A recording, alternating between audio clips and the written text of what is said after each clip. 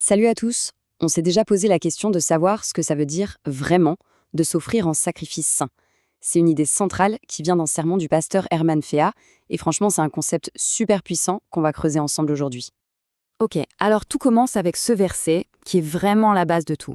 C'est l'appel qui guide toute notre discussion. S'offrir comme un sacrifice vivant, sain et agréable. Mais c'est surtout ce mot, sain. C'est souvent là que ça coince un peu, non? Du coup, qu'est-ce que ça signifie au fond un sacrifice saint? Est-ce que ça veut dire qu'il faut être parfait, sans jamais faire la moindre erreur? C'est pile la question à laquelle on va tenter de répondre. Allez, c'est parti, on rentre dans le vif du sujet. Pour bien piger ce qu'est un sacrifice saint, il faut d'abord qu'on se mette d'accord sur ce qu'est la sainteté. Et pour ça, la première chose à faire, c'est de démonter une idée reçue super tenace. Et voilà, on y est. Le point de départ, il est là et il est essentiel. L'analyse du pasteur là-dessus, elle est hyper claire. La sainteté, ça n'a rien à voir avec la perfection. Donc, il faut tout de suite mettre de côté l'idée d'une vie sans la moindre petite erreur. Et là, attention, c'est vraiment la clé de tout le raisonnement. La sainteté, ce n'est pas un état, mais une position. C'est un choix, une décision qu'on prend en pleine conscience de se mettre entièrement à part pour Dieu, sans faire de compromis, sans chercher à ménager la chèvre et le chou. Bon, et ce choix de se mettre à part, attention, ce n'est pas juste un truc passif, hein. Loin de là. Ça entraîne une conséquence très très concrète. Ça exige de couper les ponts avec le passé. Alors cette rupture, elle se manifeste sur 3 plans. D'abord, arrêter de vivre selon ses propres envies, ses propres désirs. Ensuite, ne plus chercher à tout prix à plaire aux autres, à avoir leur approbation. Et enfin, réorienter toute sa vie vers un seul et unique but, vivre pour Dieu et pour Dieu seul. C'est un virage à 180 degrés en fait. Mais voilà, quand on prend un engagement aussi radical, aussi sans compromis, ça crée forcément une tension. Ça mène tout droit à une épreuve, et cette épreuve, on peut être sûr qu'elle va arriver pour tous ceux qui font ce choix. Et oui, c'est ça la réalité du chemin. Personne, mais alors personne n'y échappe. Cette pression de devoir un peu diluer ses convictions, de faire juste une petite concession ici ou là, c'est une expérience que tout le monde connaît.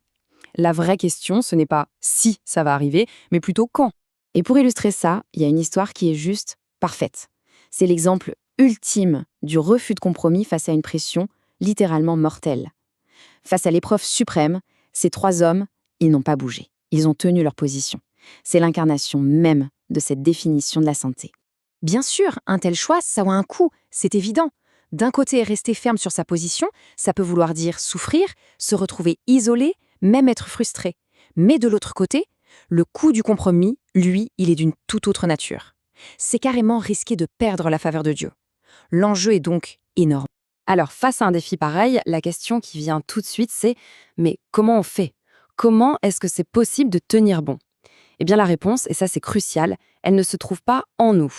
Il faut vraiment bien comprendre une chose. S'offrir en sacrifice saint, résister à la tentation du compromis, ce n'est pas une question de volonté, de force de caractère ou de super-pouvoir personnel. Ce n'est pas un exploit humain qu'on pourrait accomplir tout seul dans son coin. En réalité, c'est un processus. C'est quelque chose qui se vit au jour le jour. Ce n'est pas un événement qui arrive une bonne fois pour toutes. Ça demande de renoncer à des choses quotidiennement. Mais c'est un effort qui est soutenu par une aide extérieure, la grâce, et qui est rendu possible par une force intérieure, celle du Saint-Esprit. Bon, on arrive tout doucement à la fin de cette explication. Après avoir défini ce qu'est la sainteté, compris ce que ça implique, et d'où vient la force pour tenir, eh bien tout nous ramène à une application très personnelle.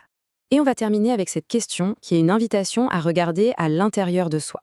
L'idée, c'est de passer de la théorie à la pratique et de se demander concrètement, dans ma vie, quels sont les domaines où je suis tentée de faire des compromis et où est-ce que j'ai besoin de demander de l'aide pour rester fidèle à ma position. C'est une réflexion qui est vraiment essentielle pour quiconque veut vivre cet appel en profondeur.